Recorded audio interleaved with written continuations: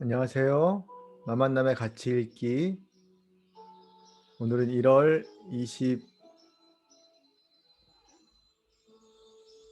27일이네요, 벌써. 와, 1월 달이 5일밖에 안 남았습니다.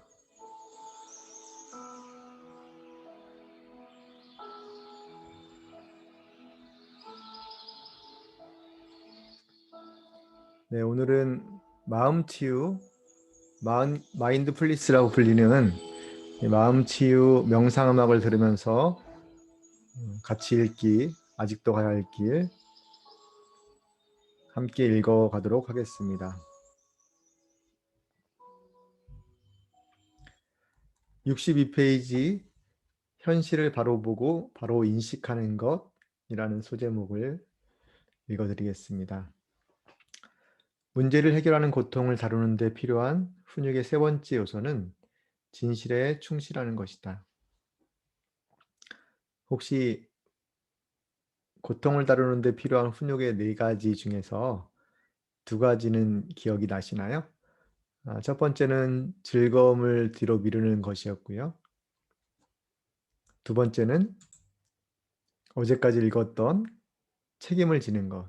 그리고 오늘 세 번째 내용이 이어집니다. 세 번째 요소는 진실에 충실하는 것이다. 건강한 삶을 영위하고 영원히 성장하려면 이것이 항상 필요하다. 진실은 현실이므로 표면적으로 이 점은 누구에게나 명백하다. 거짓은 현실이 아니다. 세상의 현실을 명확하게 바라볼수록 세상에 대처할 준비를 더 잘할 수 있다.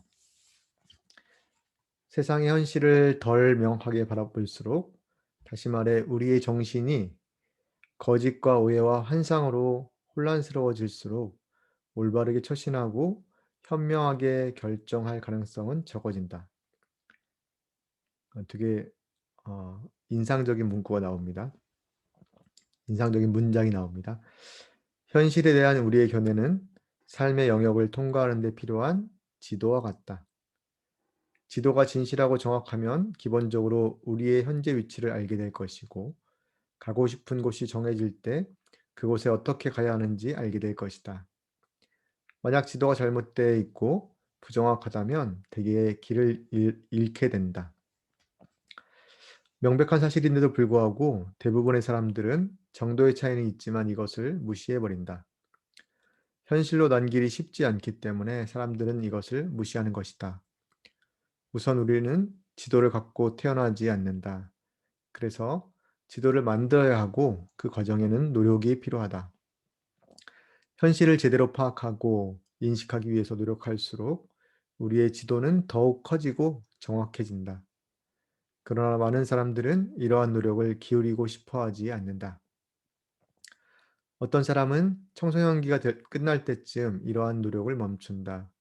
그렇게 되면 그 지도는 작게 대충 그려지고 세상에 대한 견해는 편협하고 오류투성이가 된다. 그런데 대부분의 사람들은 중년 말기쯤 가면 노력하기를 포기한다. 그들은 자신의 지도가 완전하고 세계관은 옳다고 확신하고는 더 이상 새로운 정보에 흥미를 갖지 않는다. 어떻게 보면 마치 지쳐버린 것처럼 보인다. 상대적으로 운이 좋은 몇몇 사람만이 죽는 순간까지 삶의 비밀을 탐구한다.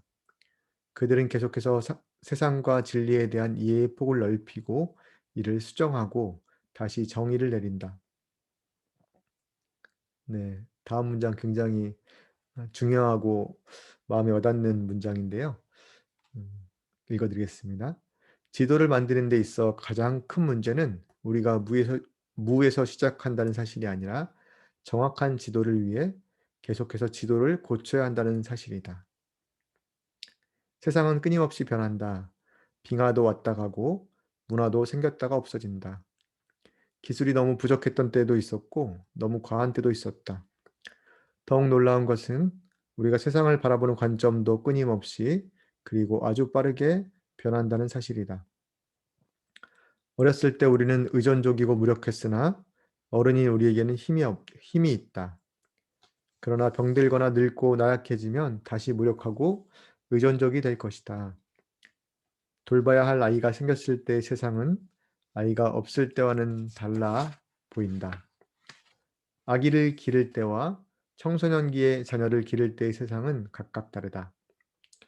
우리는 날마다 현실의 본질에 관한 새로운 정보의 홍수 속에서 살아간다.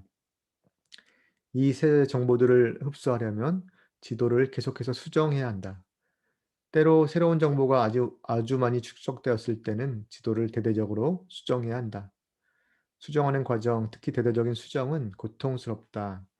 때로는 고문을 당하는 것처럼 고통스럽다. 인류가 지닌 많은 병폐의 주요한 원인은 바로 여기에서 비롯된다.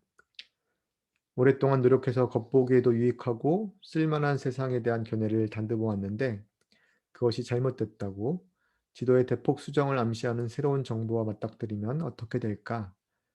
그러한 작업에는 고통스러운 노력이 필요하므로 사람들은 이를 두려워하고 질려버린다. 그래서 대부분 무의식적으로 흔히 새 정보를 무시해 버린다. 이렇게 무시하는 행동은 종종 그저 피하는 것 이상이 되어 새로운 정보를 거짓되고 위험하고 이단적이며 악마의 산물이라고 헐뜯는다. 실제로 그것을 뿌리째 없애고자 운동을 벌일 수도 있고 심지어는 현실에 대한 견해에 맞추느라 세상을 뜯어고치려고 할 수도 있다. 지도를 바꾸려고 노력하기보다는 새로운 현실을 파괴하려 드는 것이다. 슬프게도 이러한 사람은 먼저 세상에 대한 자신의 낡은 견해를 수정하고 고치기보다는 그것을 끝까지 옹호하는데 훨씬 더 많은 에너지를 쏟아붓는 것이다. 네. 이번 장은 짧아서 다음 장까지 계속 읽겠습니다. 65페이지 소제목 이름은 전이 낡은 지도 옮겨오기입니다. 현실에 대한 낡은 견해에 이렇게 고집스럽게 집착하는 상태가 심각한 정신질환의 원인이다. 정신과 의사들은 이를 전이라고 부른다. 전이에 대한 정의는 정신과 의사의 수만큼이나 다양하고 많다. 나의 정의를 말하자면 세상을 바라보고 대응하는 일련의 방식들이 어릴 때 형성되는데 이것이 어린 시절의 환경에는 아주 적절하지만 어른의 환경에는 부적절하게 옮겨오는 것을 말한다. 일반적으로 심리학에서는 자신이 어릴 때 관계했던 사람에 대한 생각, 어떤 사고를 상담자와의 관계에서 그대로 투사하는 것을 전이라고 부릅니다. 내가 만약에 좀 폭력적이고 지배적인 아버지 밑에서 자라면서 그런 관계가 형성됐다면 다른 윗사람 남자 어른을 만날 때 그렇게 그 대상을 인식하고 본인도 그런 상대로 관계를 하는 것을 그렇게 이해하시면 되겠습니다. 전이는 파괴적이고 어디서나 나타날 수 있는 반면 증상은 흔히 잘 알아차리기 어렵다. 물론 아주 심한 경우는 인식하기 어렵지 않다. 전이 때문에 치료를 실패했던 어떤 환자가 이러한 경우다. 30대 초반에 그는 명석했지만 성공하지 못한 컴퓨터 기술자였는데 아내가 두 아이들을 데리고 떠나버렸기 때문에 나를 찾아왔다. 그는 아내를 잃은 것에 대해서는 그다지 불행하게 느끼지 않았지만 아주 애착을 가졌던 아이들을 잃은 것 때문에 마음이 많이 상해 있었다. 그가 심리 상담을 시작한 것은 바로 이 아이들을 되찾겠다는 희망에서였다. 심리 치료를 받지 않으면 결코 돌아가지 않겠다고 아내가 단호하게 말했기 때문이다. 아내의 가장 큰 불만은 그가 계속 말도 안 되는 이유로 질투하면서 동시에 차갑게 굴며 자신을 멀리하는 데다가 대화도 안 통하고 애정도 없다는 것이었다. 또한 그가 직장을 자주 바꾸는 것도 불만이었다. 청소년기 이후 그의 삶은 두드러지게 불안정했다.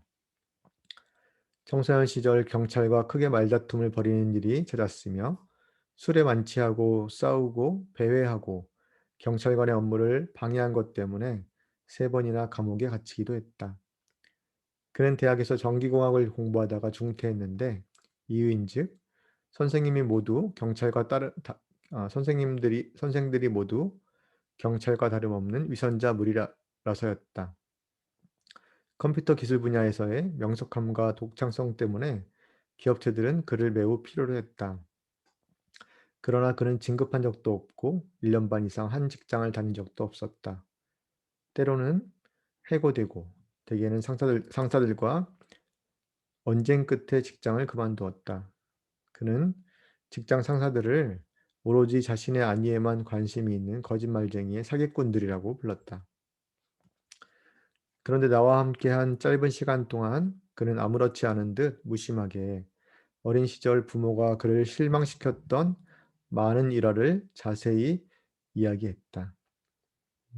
자신을 실망시켰던 그 어린 시절의 부모의 관계를 직장 상사 그리고 경찰에 다 전이시킨 거죠.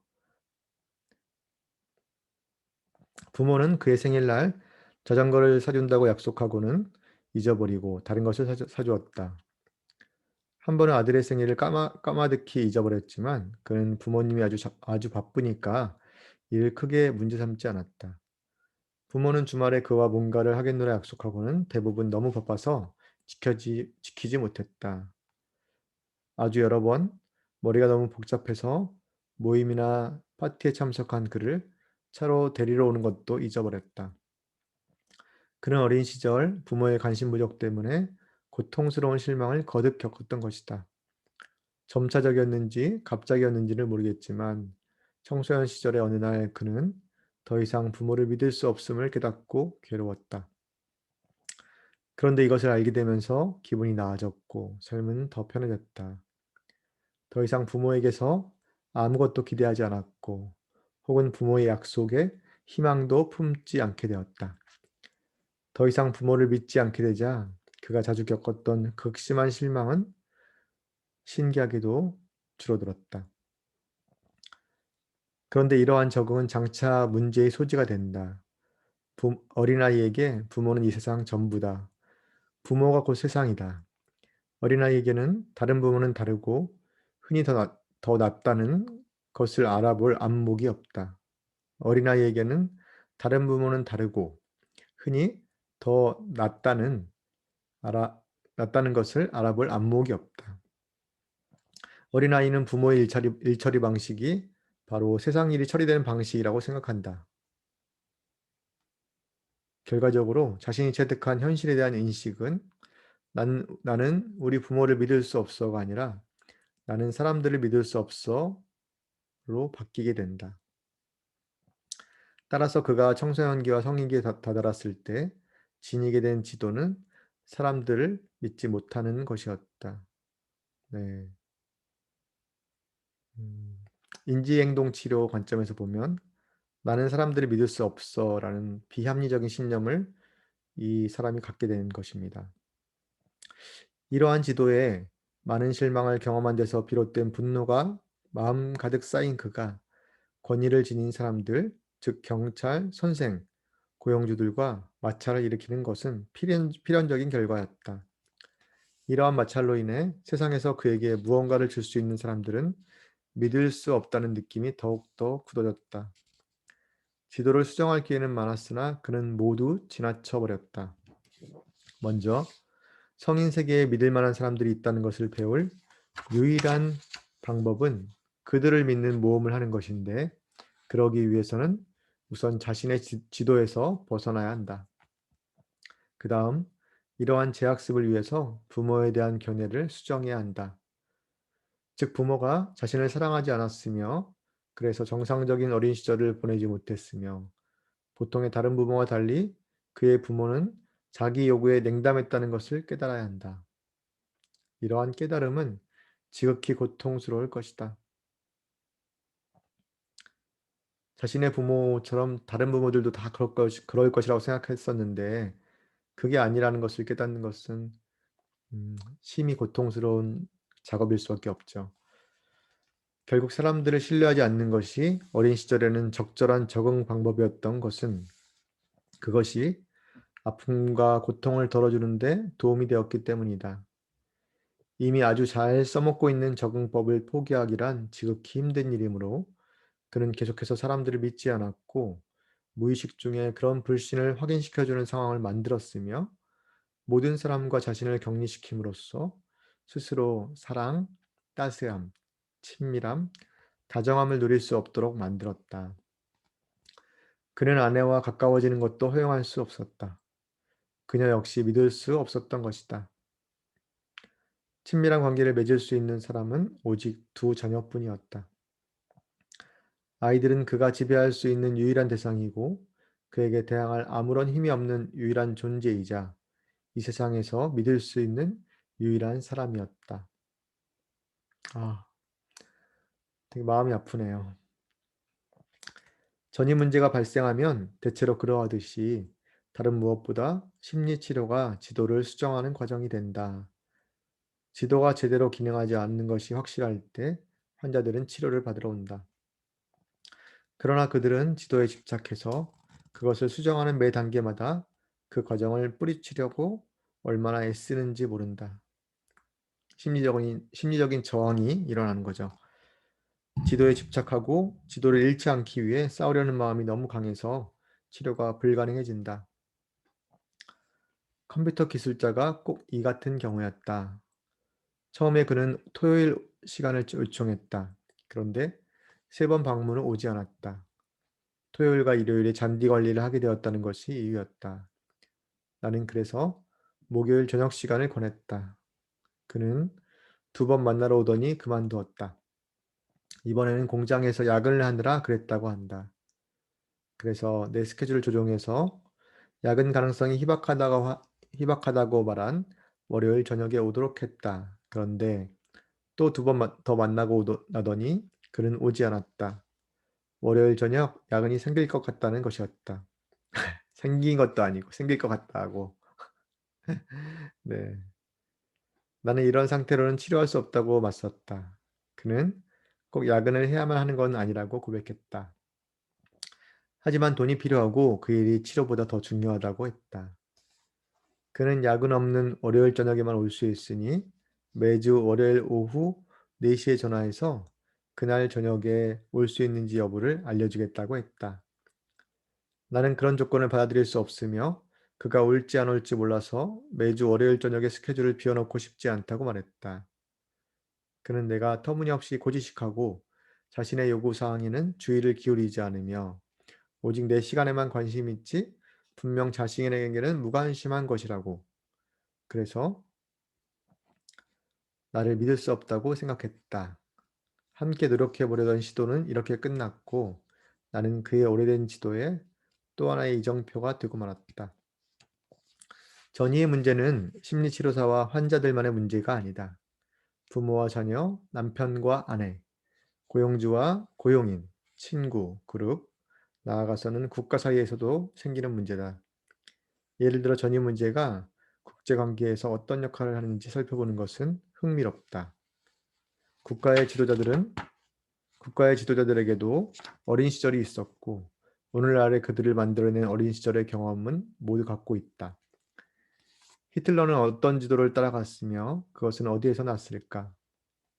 미국의 지도자들은 월남전을 시작하고 집행하고 지속할 때 어떤 지도를 따라갔을까?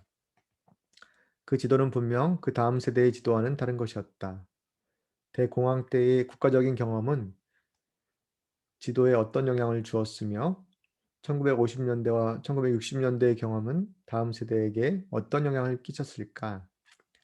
1930년대와 1940년대 국가적 경험이 월남전을 이끈 미국 지도자들의 행동에 영향을 미쳤다면 1960년대와 1970년대의 상황에 적용하면 그러한 경험은 얼마나 먹힐 수 있을까?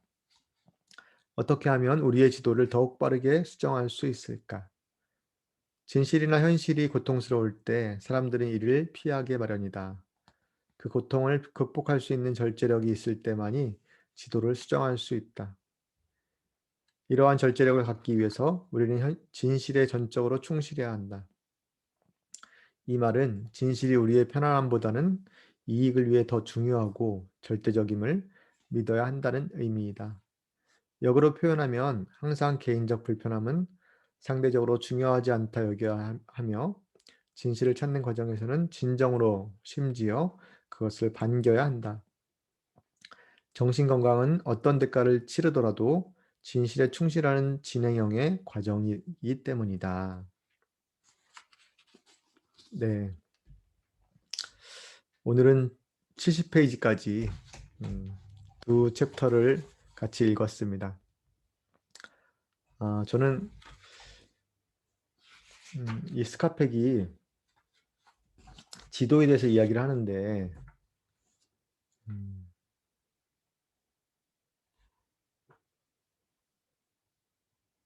현실에 대한 우리의 견해는 삶의 영역을 통과하는 데 필요한 지도와 같다고 먼저 말을 했죠.